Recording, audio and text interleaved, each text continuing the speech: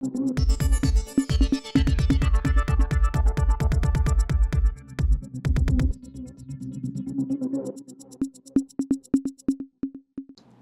இது news focus Tamil.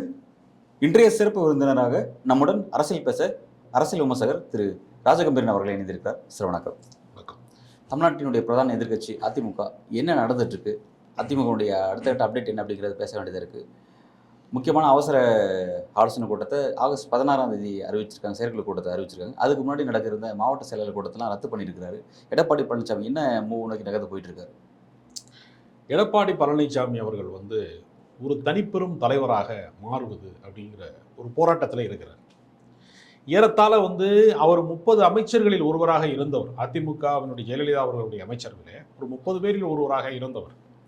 அவர் முதல்வர் என்கிற இடத்திற்கு வந்ததற்கு முழுமுதற் காரணம் சசிகலா என்பது அனைவருக்குமே தெரியும். ஆனால் நியாயமாக பார்த்திருந்தால் கட்சியினுடைய சீனியர் என்கிற அடிப்படையிலே, நீண்டகால அனுபவத்தினுடைய அடிப்படையிலே செங்கோட்டையன் தான் அந்த இடத்திலே இருந்திருக்க வேண்டும்.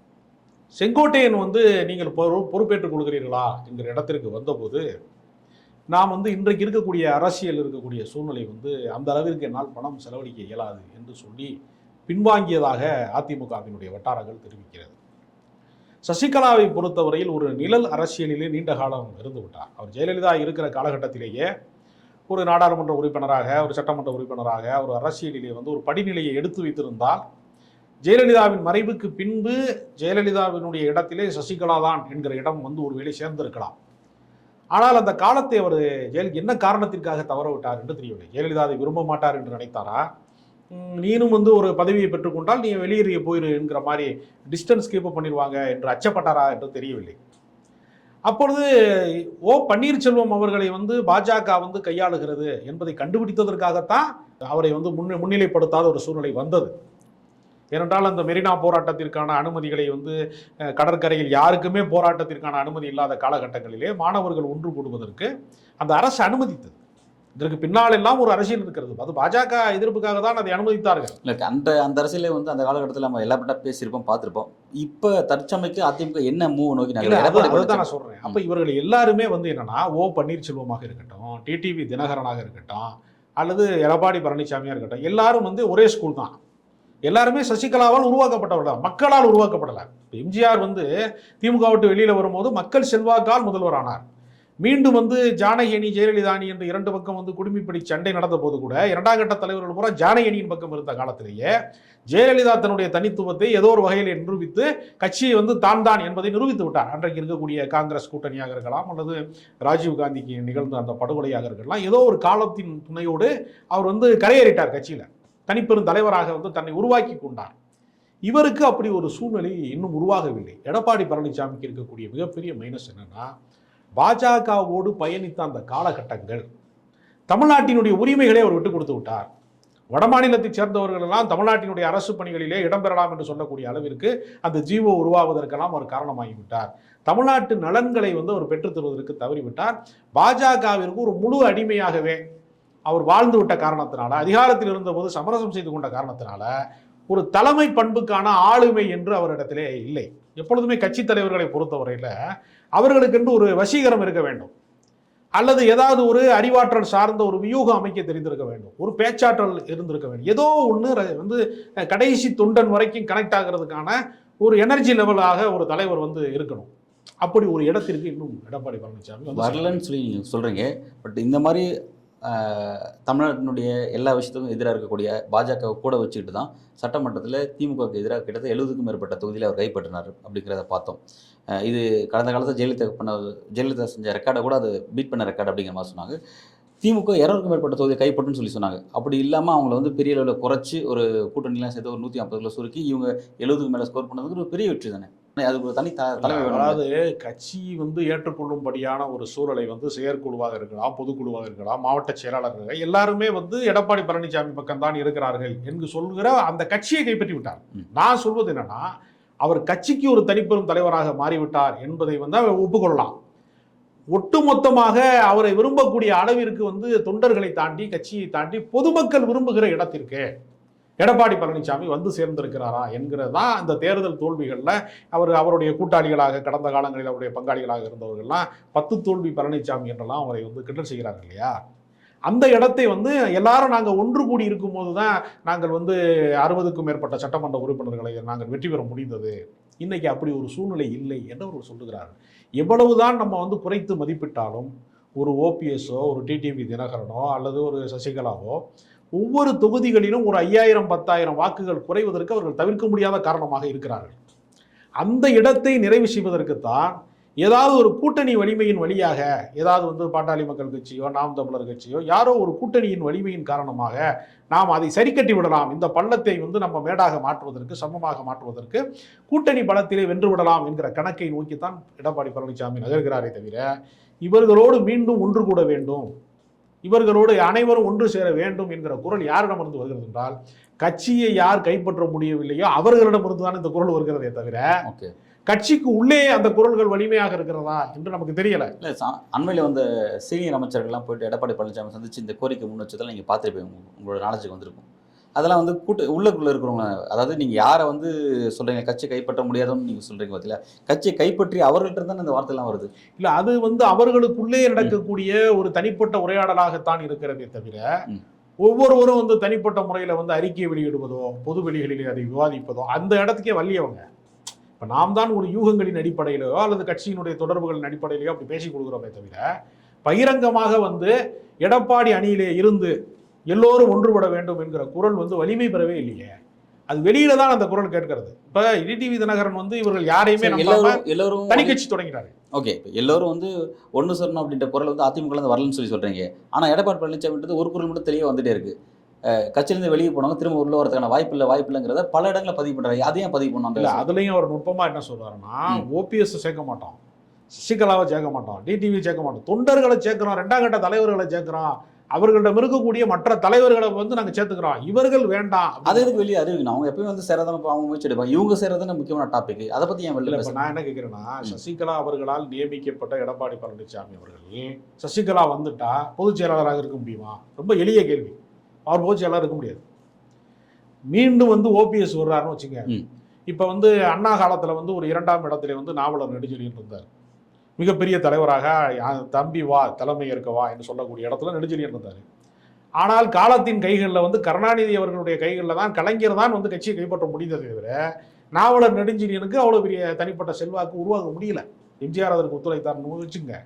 அது மாதிரி இப்போ நீங்கள் வந்து ஓபிஎஸ் வந்து உள்ள வர்றாருன்னு வச்சுங்க, நாவலர் நெடுஞ்செழியனை போல ஒரு 2ஆம் கட்ட தலைவராக தன்னை ஒப்புக் கொடுப்பதற்கு தயாராக இருக்கிறாரான்னு கேட்டால் இணை ஒருங்கிணைப்பாளருங்கிறது ஒரு கட்சிக்கு வந்து எப்படி வந்து 2 தலையோடு பிறந்த ஆட்டுக்குட்டி மாதிரி வந்து நம்ம அதை ஒரு கட்சியை நடத்தவே முடியாது.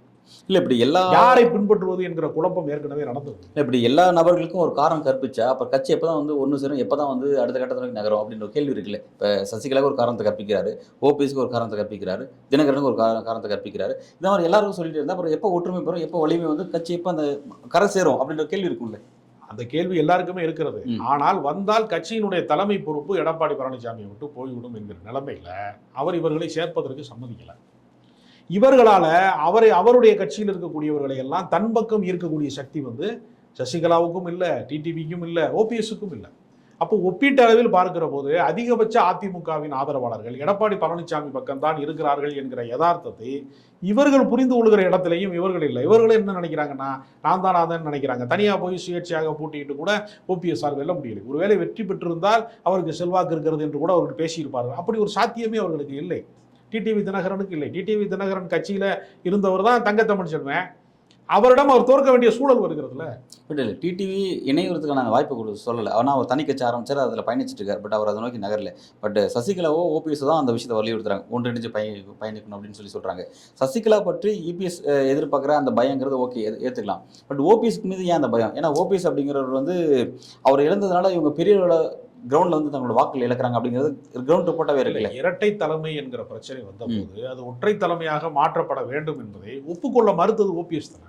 இல்லை, இப்போ இன்னைக்கு அதே ஓபிஎஸ் எல்லா தியாகத்தையும் பண்ணுறேன் கட்சி ஒருங்கிணைத்துக்கான அந்த விஷயத்தை அவர் சொல்கிறாரு. அது எப்போ சொல்கிறாரு அவர் இப்பொழுது எப்படி இருக்கிறார்னா அதிமுகவில் இருக்கக்கூடிய ஒரு பாஜக பிரமுகரை போல நடந்து கொள்கிறார். அவர் ஒரு இடைக்கால முதலமைச்சராக இருந்தவர். ஜெயலலிதா வந்து சிறைக்கு போகிற போது, வழக்கிலே வந்து சிக்குகிற போது அவரின் நம்பிக்கைக்குரியவராக 2வது இடத்துல இருந்த ஓபிஎஸ் ஒரு முறை கூட வெற்றியே பெறாத பாஜக அலுவலகத்திற்கு போய் அண்ணாமலையை பரப்புவதற்கு தவம் கிடக்கக்கூடிய அளவிற்கு தாழ்ந்து போனார். அவர் பாஜகவோடு இவ்வளவு சமரசம் செய்ய வேண்டிய அவசியம் அவருக்கு இல்லை. ஏனென்றால் அதிமுகவின் தயவுனாலே தான் பாஜகவிலே ஒரு 4 சட்டமன்ற உறுப்பினர்களால் வெற்றி பெற முடிந்தது. அதிமுக தயவு இல்லாமல் பாஜகவால் ஒன்றுமே செய்ய முடியாது. அது கால் பதிக்கவே முடியாது. அதற்கு பாஜகவிற்கு தமிழ்நாட்டில் கால்களே இல்லை என்பதுதான் உண்மை. அதைத்தான் ஜெயக்குமார் சொன்னார். அப்போ அவர் என்ன செய்கிறாருன்னா, மத்திய அரசாங்கத்தினுடைய அதிகார மையங்களோடு தொடர்பு கொண்டு இங்க இருக்கக்கூடியவர்களை அச்சுறுத்தக்கூடிய இடத்துக்கு அவர் இருக்கிறார். அவர் இவர்களுக்கு அடங்கியிருக்கார். அதாவது ஒரு கட்சியினுடைய கோட்பாட்டுக்கு, அதனுடைய விதிமுறைகளுக்கு, தலைமைக்கு கட்டுப்படணும்னு ஒரு இடம் இருக்கல. இவர் அவர் தலைவராக பார்க்கல. இல்லை, எடப்பாடி பழனிசாமியை தலைவராக ஏற்றுக்கொள்வதற்கு ஓபிஎஸ்க்கு மனம் வரல. இந்த பிளவை பாஜக பயன்படுத்தி கொண்டு ஒரு நிழல் அரசாங்கத்தை ஏற்கனவே நடத்திட்டாங்க.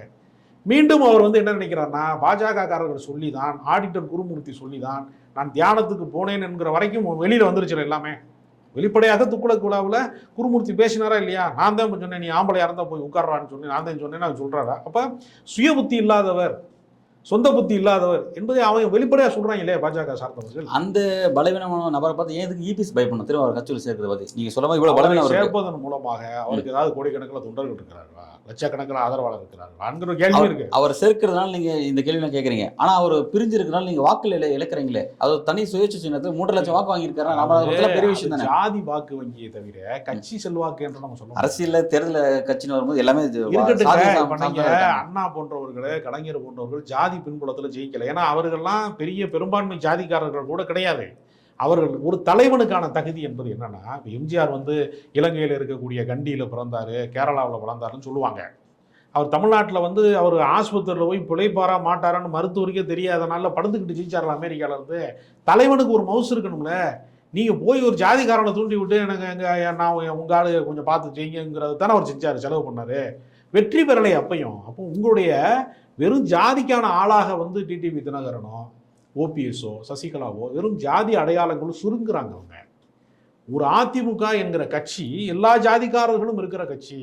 அதில் தலித்துக்கள் இருக்கிறாங்க, சிறுபான்மை மக்கள் இருக்கிறாங்க. வெறும் தேவர் கம்யூனிட்டி மட்டுமே கிடையாது, முக்குளத்தோர் சமூகம் மட்டுமே இருக்கிற அரசியல் கட்சி கிடையாது. எல்லா சமூகங்களுக்குமான கட்சியாக அது இருக்கணும்ல. அந்த இடத்தை அவங்க தவற விட்டுட்டாங்கல்ல. ஜெயலலிதா சசிகலா இருக்கிற வரைக்குமே அது கல்லர்களுக்கான கட்சின்னு சொல்றான், வெளிப்படையா பேசக்கூடிய ஒரு சூழ்நிலை இருந்துச்சு. ஏன்னா அங்க இருந்தக்கூடிய எம்எல்ஏக்கள்ல 80% அவங்க ஜாதிகாரங்களை அவர் சீட்டு கொடுத்தாங்க, நிழல் அரசு நடத்துறாங்கிற விமர்சனம் இருக்கிறது. சரி, இப்போ எடப்பாடி பழனிசாமி தலைமையில் கட்சி இன்னைக்கு அவர் கையில தான் இருக்கு. இப்போ சாதி அடையாளம் அதுக்கு போயிடுச்சா? அதிமுக போயிடுச்சா? இப்போ சாதி அடையாளம் 2 விஷயம் இருக்கிறது. இவர் சாதியை மட்டுமே மையமாக வைத்து அரசியல் செய்யலாம். இவர்கள் அப்படி கிடையாது. இவர்கள் தேவர் குரு பூஜை. யாரு? எடப்பாடி பழனிசாமி ஜாதியை மையப்படுத்திய அரசியலை செய்தார் என்று நிச்சயமா சொல்ல முடியும். அவர் அரசு செஞ்சார் அப்படிங்கிறது பேச வேண்டியது இருக்கு. எதிர்கட்சி தலைவர் ஃபங்க்ஷன் ஆனார் அப்படிங்கிறது பெரிய விமர்சனத்தை விட்டுறான விஷயமா தான் இருக்கு. இந்த 3 ஆண்டுகளை சொல்றேன் நான். அது அப்புறம் பேசுவோம். ஓகே, நீங்க ஆனா நான் என்னன்னா சாதி அடையாளம் அவருக்கு இல்லை அப்படிங்கிறத நீங்க சொல்லல. அவரும் ஒரு பெரும்பான்மை சமூகம், அதாவது இடைநிலை ஆதிக்க சாதியில ஒருவராகத்தான் அவரும் இருக்கிறார் என்கிற காரணத்தினால அவருக்கு சாதி முத்திரை இவர்கள் தான் குத்துகிறார்களே தவிர அவர் சாதிய அடையாளத்தோடு தான் பயணிக்கிறார், அதை வைத்துக் கொண்டு தான் இவ்வளவு செய்கிறார்னு சொல்லவே முடியாது. அப்படி இருந்தா செல்லூர் ராஜு, ராஜன் செல்லப்பா அவங்கெல்லாம் அந்த இவர்கள் குறிப்பிடக்கூடிய சமூகத்தை சேர்ந்தவர் தான், தேவர் சமூகத்தை சேர்ந்தவர் தான். அவர்கள்லாம் இவருக்கு பின்னால் அணிவகுக்க வேண்டிய அவசியம் கிடையாது. அதனால ஜாதிய கோணத்திலேயே ஒரு கட்சியை நடத்துவது என்பது சாத்தியம் இல்லை. இது பாட்டாளி மக்கள் கட்சி மாதிரி ஒரு ஜாதி கட்சியாக அதிமுகவை நடத்த முடியாது. அந்த அடிப்படையில் பார்க்கிற போது இருக்கிற அணிகளிலேயே வலிமை மிக்க அணியாக எடப்பாடி பழனிசாமி இருக்கிறார். இவர்கள் இல்லாத அந்த வெற்றிடத்தை நிரப்புவதற்கு கூட்டணிகளின் வழியாக ஒரு வெற்றியை அடைந்து விடலாம் என்கிற கணக்கிலே தான் அவர் இருக்கிறாரே தவிர ஒருபோதும் சமரசத்திற்கு எடப்பாடி பழனிசாமி ஒப்புக்கொள்ள மாட்டார். ஒரு நாளும் ஒன்றிணைய வாய்ப்பே இல்லை. ஏனென்றால் வலிமை உடையதுதான் வெல்லுங்கிறது உலக நியதி. இப்பொழுது இருக்கக்கூடிய செயற்குழு உறுப்பினர்கள், பொதுக்குழு உறுப்பினர்கள், மாவட்ட செயலாளர்கள், கட்சியின் சின்னம் எல்லாம் எடப்பாடி பழனிசாமியிடம் தான் இருக்கிறது. வெளியிலே நின்று நீங்கள் மைதானத்துக்கு வெளியே நின்று நீங்கள் சாம்பியன் என்று கத்தி கொண்டிருப்பதனால நீங்கள் விளையாட்டிலேயே இல்லை என்பதுதான் உண்மையான விஷயம். அதெல்லாம் அவர்கிட்ட இருக்குதுன்னு நீங்கள் குறிப்பிடுறீங்க. அதெல்லாம் வச்சு அவர் என்ன சாதிச்சார் அப்படின்ற ஒரு கொஸ்டின் வரும்போது அந்த விஷயங்கள்லாம் டாபிக்காக மாறுது. அவர் என்ன சாதித்தார் என்பது வருகிற சட்டமன்ற தேர்தலில் தான் தெரிய வரும். வருகிற சட்டமன்ற தேர்தலிலே ஒருவேளை ஒரு மிகப்பெரிய பின்னடைவை அவர் சந்தித்தால்தான் அவர் தலைமைக்கு தகுதியற்றவர் என்கிற நிலைமை அங்கே உருவாகுமே தவிர இப்பொழுதும் கட்சி அவரிடம் தான் இருக்கிறது. இப்பொழுதும் இரட்டை இலட்சணம் அவரிடம் தான் இருக்கிறது. இப்பொழுதும் மாவட்ட செயலாளர்கள், பொதுக்குழு உறுப்பினர்கள், செயற்குழு உறுப்பினர்கள் எல்லாம் அவர்கிட்ட தான் இருக்கிறாங்கிறப்ப கட்சி என்றால் அது அவர் தான். தேர்தல் கமிஷனால அங்கீகரிக்கப்பட்ட இடத்துல அவர் தான் இருக்கிறாரு. ஓகே, மக்கள் மன்றத்தில் அவர் வெல்வாரா என்பது 26 சட்டமன்ற தேர்தலிலே அவர் நிரூபிக்கிற ஒரு மிகப்பெரிய ஒரு பொறுப்பு அவருக்கு இருக்கிறது. இப்போ 26 நோக்கி திமுக பிரதான அதிமுகவுக்கு எதிரான கட்சி திமுக தங்களோட வேலையை ஆரம்பிச்சிட்டாங்க. இப்போ அந்த ஆக்டிவிட்டியை எடப்பாடி பழனிசாமி என்ன செஞ்சுட்டு இருக்காரு? அதிமுக அதற்காக தான் வருகிற 16ஆம் தேதி அவர்கள் கூட்டம் போடுவதே அதற்காக தான். எப்படி கட்சி பணி செய்ய வேண்டும், எப்படி வாக்காளர்களை சந்திக்க வேண்டும், எப்படி எதிர்க்கட்சிக்கு எதிரான அரசியலை செய்ய வேண்டும் என்பது கட்சியை வலிமைப்படுத்துவதற்கு தான் கூடுறாங்களே தவிர பிரிந்தவர்கள் சேருவதற்கான கூட்டம்லாம் அது கிடையாது. கட்சியை வலிமைப்படுத்துவதற்கு என்ன செய்ய வேண்டும் என்கிற ஓப்பன் டிஸ்கஷனை அவர் கட்சிக்குள்ளே உட்கட்சிக்குள்ளே நடத்த போகிறார்களே தவிர இது ஒற்றுமைக்கான வாய்ப்பா? நிச்சயமாக இல்லை. கட்சியை இந்த ஒற்றுமை கொள்வதற்காக திரு சசிகலா அவர்கள் அவங்க ஒரு பயணத்தை மேற்கொண்டிருக்காங்க, நீங்கள் பார்த்துருப்பீங்க. பட் அந்த பயணத்தை அது மீதான கடுமையான விமர்சனத்தை டிடிவி தினகரன் சைட்லேருந்து வைக்கிறாங்க. அவரே வைக்கிறார். ஏன் அந்த விமர்சனத்தை முன்னிக்கிறார்? சசிகலா அவர்கள் சிறைச்சாலையை விட்டு வெளியே வந்தபோது எந்த அரசியலிலும் அவர் ஈடுபடவில்லை. அவருக்கு இருக்கிற பிரச்சனை எல்லாம் அவர் ஏற்கனவே சேர்த்து வைத்திருக்கக்கூடிய சொத்துக்களை பாதுகாப்பதற்கு ஏதாவது பாதகம் வந்துவிடுமோ என்கிற அச்சத்தின் காரணமாக பாஜக மீது எந்த குற்றச்சாட்டையும் சொல்லாமல், தன்னை சிறைக்கு அனுப்பியது பாஜக, தன்னை முழுக்க முழுக்க இந்த இடத்திற்கு அரசியலிலே இல்லாமல் செய்தவர்களை பற்றி ஒரு விமர்சனம் கூட செய்யாமல் திமுக எதிர்ப்பு என்கிற பழைய பாட்டையே பாடிக்கொண்டிருக்கிறதற்கு அவர் முயற்சி செய்தார். அதனால சசிகலா மீது எந்த பிம்பமுமே உருவாகவே இல்லை, இமேஜே கிரியேட் ஆகலை அவருக்கு. அவர் ஒவ்வொரு ஊருக்கா நான் போறேன், நான் ஆதரவாளர்களை சந்திக்கிறேன்னா, நீங்கள் அதிகார மையமாக இருந்தபோது கட்சி பொறுப்பை நீங்கள் நியமித்த எல்லார்ட்டையுமே பணம் வாங்கிக்கிட்டு தான் நியமிச்சேன்னு கட்சிக்காரன் சொல்றான். உங்களுக்கு ஏன் விசுவாசிகள் இல்லை, ஏன் உங்களுக்கு ஆதரவாளர்கள் இல்லை, ஏன் உங்கள் பின்னால் ஒரு கூட்டம் திரளவில்லை என்றால், நீங்கள் அதிகார மையமாக நிழல் அரசாங்கத்தை நடத்தி கொண்டிருந்த போது நீங்கள் யாருக்கும் உண்மையாக இல்லை. நீங்கள் சொத்து சேர்த்திருக்கிறீர்கள், நீங்கள் அதை அனுபவித்திருக்கிறீர்களே தவிர அதை பாதுகாப்பதற்கு தான் அவங்க போறாங்கன்னே தவிர அவர்களால் அரசியல் எழுச்சி உருவாக்க முடியாது. டிடிவி தினகரன் சொன்ன விமர்சனத்தை நான் ஒப்புக் கொடுக்குறேன். டிடிவி சொல்ற விமர்சனம் சரியானது. இனிமே அது செல்ஃப் எடுக்காது அந்த வண்டி, அது பழைய அம்பாசிடர் ஆயிடுச்சு, அந்த வண்டி ஓடாதுங்கிறத அவர் சொல்றாரு. கரெக்டாக தான் சொல்றாரு, இது ஒன்றும் தவறு கிடையாது. அதனால எந்த அலையையும் சசிகலாவால் உருவாக்க முடியாது. சரி, இவ்வளோ பிரச்சனைங்க அதிமுக இந்த அளவுக்கான பிரச்சனைக்கான காரணம் பாஜக ஒரு முக்கியமான ரோல் இருக்குது அப்படின் போது, இப்போ பாஜக அதிமுக எப்படி ஹேண்டில் பண்ணுது? வரக்கூடிய காலகட்டத்தில் என்ன மாதிரியான பாஜகவோட திட்டம் என்ன? பாஜக அதிமுக கூட்டணி வேண்டும் என்றுதான் எப்பொழுதுமே விரும்புகிறது. எப்பொழுதும் ஏன்னா தோளில் தூக்கி சுமக்கக்கூடிய இடத்துல அதிமுக இருந்தது. அந்த சௌகரியத்தை அவர்கள் பல்லக்கிலே ஏறியதுனால அந்த பல்லக்கு வேணும் தான் அவங்க விரும்புகிறாங்க. தூக்கி சுமப்பவர்கள் இறக்கி விட்டாங்க. Waste luggage. நமக்கு பாஜகவிற்கு வாக்கு வங்கி கிடையாது, மக்கள் மத்தியில் பெரிய செல்வாக்கு கிடையாது. சும்மா மீடியா ஸ்டெண்ட் அடிச்சுக்கிட்டு எல்லா டிஜிட்டல் ஊடகங்கள்லையும் சர்ச்சைக்குரிய விஷயங்களை பேசுபொருளாக இருக்கிறார்களே தவிர களத்திலே அவர்களுக்கு அரசியல் கிடையாது. சாமானிய மக்களிடத்திலே அவர்களுக்கு எந்த விதமான அபிப்பிராயங்களும் உருவாகவே இல்லை. அந்த அடிப்படையில் பாஜகவோடு போவது என்பது நமக்கு பலவீனமானது என்பதை அதிமுக கண்டறிந்து அப்புறப்படுத்தி விட்டார். அதனால ஒரு நாளும் அதிமுக மீண்டும் பாஜக பக்கம் அந்த ஸ்டாண்டை அதிமுக எடுத்திருக்கு. இதுல பாஜகவோட ஸ்டாண்ட் என்னன்னு தான் கேட்கிறேன். பாஜகவிற்கு என்ன ஸ்டாண்ட் இருக்கும்? ஒன்றிய அரசாங்கத்தை வைத்துக்கொண்டு அமலாக்கத்துறை, வருமான வரித்துறை வழக்கம் போல ரெய்டு போடுவாங்க. அதையெல்லாம் தாண்டி அதை சந்திப்பதற்கு தயாராகி தானே கூட்டணி முடிக்கிறாங்க. கூட்டணி முறியும் போதே அவங்களுக்கு தெரியாதா நமக்கு கூட்டணி உடைச்சதுனால பெரிய அளவுக்கான இந்த விசாரணை அமைப்புகள் எதுவும் அதிமுக எதிர்ப்பு விசாரணை அமைப்புகள் வந்துச்சு. ஏன்னா ஆளுநர் அனுமதி கொடுக்காம இருந்தார். முன்னாள் அமைச்சர்கள் விஜயபாஸ்கர் போன்றவர்கள் மீதான வழக்குகளுக்கெல்லாம் ஆளுநர் அனுமதி கொடுக்க வேண்டும் என்பது பெண்டிங்லேயே வச்சிருந்தாங்க. கூட்டணி முறிஞ்ச உடனே அவர் அனுமதி கொடுத்துட்டாரு ஆளுநர். விசாரணையெல்லாம் வந்துருச்சு. அதனால அதிமுக மீதான பழிவாங்கும் படலம் அப்படின்னு அச்சுறுத்தல் என்பதை பாஜக தொடங்கி இருக்கிறது. இன்னும் முழுமை பெறல. அப்படிதான் இந்தியா கூட்டணியில் கூட அரவிந்த் கெஜ்ரிவாலோ அல்லது ஹேமந்த் சோரனோ இவங்க எதிர்கொள்கிற மாதிரி சிக்கலை போன்ற விஷயங்களை எதுவுமே அதிமுக எதிர்கொள்ளலையே. இல்லை, அந்த அளவிற்கு இல்லை. அதற்கு காரணம் ஒருவேளை கூட்டணிக்கு வருவதற்கு வாய்ப்பு இருக்கிறதோ என்று காத்து கிடக்கிறார்கள். ஓகே, இன்னும் எதிர்பார்த்துட்டு இருக்காங்க. இன்னும் பாஜக எதிர்பார்க்கிறது, அதிமுக அதை எதிர்பார்க்கும். அதனால இந்த ஆக்டிவிட்டிஸ் குறைச்சிக்கிறாங்க. ஒருத்தர் கைது செய்வாங்க, ஒருத்தர் மேல வழக்கு போடுவாங்க, அதுக்கு என்ன ரியாக்ஷன் வருதுன்னு வெயிட் பண்ணுவாங்க. அதை செய்வாங்க. ஒருவேளை அதிமுக கூட்டணிக்கு அண்ணாமலை தான் இடைஞ்சலா இருக்கிறாங்கன்னா அண்ணாமலையினுடைய தலைமையை மாற்றுங்க என்ற ஒரு கருத்தை உருவாக்கி பார்ப்பாங்க. ஏதோ ஒன்று உருவாக்குவதற்கு முயற்சி செய்கிறாங்கிறது தெரியுது. அண்ணாமலை தலைமை மாற்றப்படுமா அப்படிங்கிற ஒரு கேள்வி முக்கியமான கேள்வி. அப்படின்னும் போது அதுக்கான வாய்ப்பு எந்த அளவுக்கு இருக்குன்னு பார்க்குறேன். அண்ணாமலை 100% மாற்றப்படுவார். அது ஒன்றும் மாற்று கருத்தே கிடையாது. ஏன்னா அவர் மீது கட்சியினுடைய தலைவர் என்கிற பொறுப்பை வைத்துக்கொண்டு அவர் பல்வேறு முறைகேடுகளை செய்திருக்கிறார். ஆருத்ரா நிதி மோசடி மட்டுமல்ல, ஒட்டுமொத்தமாக பல சமூக விரோதிகளை, ரவுடிகளை கட்சியில் சேர்த்ததில் இருந்து பல்வேறு பின்னணிகள் அவருக்கு இருக்கிறது என்கிற போது அவர் கட்சியே வளர்க்கவில்லை. கட்சியை வைத்துக்கொண்டு வேறு சில வேலைகளை செய்திருக்கிறார் என்பதும், அவர் வந்து இந்த தேவையில்லாமல் அதிமுக கூட்டணி முறிப்பதற்கு தவறான விஷயங்களை பேசினார், அண்ணாவை பற்றி தவறாக பேசினார், ஜெயலலிதா அவர்கள் குறித்து தவறாக பேசினார், இப்படியெல்லாம் பேசுவதன் மூலமாக கூட்டணி உடைந்து அதற்கெல்லாம் வழிவகுத்தார் என்கிற காரணத்தினால நிச்சயமாக அவர் மாற்றப்பட வேண்டும் என்பதுதான் பாஜகவினுடைய உள்ளுக்குள்ளே ஒலிக்கக்கூடிய குரல்களாக எப்பொழுதும் இருக்கிறது. இப்போ இந்த விஷயத்தை அண்ணாமலை தமிழக பாஜக தலைவரை தொடர்வதில் மோடிக்கு அமைச்சருக்கும் வெவ்வேறு கருத்துகள் இருக்கிறதா சொல்லப்படுது. அது வந்து உண்மைதானா அல்லது அது மாதிரி எந்த விஷயம் கிடையாது? நிச்சயமாக தமிழ்நாட்டிற்கு வந்து இவ்வளவு முறை பயணம் வந்தார் மோடி, வந்து திரும்ப திரும்ப வந்தார், எத்தனையோ ரோட் ஷோ நடத்தினார், கன்னியாகுமரியில் போய் உட்காந்து பார்த்தார், எவ்வளவோ விஷயங்களை வந்து மோடி முயற்சி செய்தும் கூட தமிழ்நாட்டில் வந்து பாஜக செல்ஃப் எடுக்கவே இல்லை, ஒன்றுமே ஸ்டார்ட் ஆகவே இல்லை, இன்னும் வந்து ஒரு கணக்கை தொடங்கவே இல்லை. கேரளாவிலே கூட ஒரு சுரேஷ் கோபி வந்து ஒரு எம்பி ஆகிட்டாரு. இவர்கள் இவ்வளவு சவுடால் பேசியவர்களால் அண்ணாமலையால் கூட எம்பி ஆக முடியலை. எனவே இதெல்லாம் கிரிமினல் வேஸ்ட் என்பதை அன்றைய அவர்கள் தலைமை வந்து முடிவெடுக்கும். நிச்சயமாக இதே போக்கிலே வந்து கட்சி நடத்தினா, அண்ணாமலையை தலைவராக வைத்து கட்சி நடத்தினால் கட்சி காணாமல் போய்விடும் என்கிற குற்றச்சாட்டு பாஜக வட்டாரத்திலே தொடங்கிவிடும்.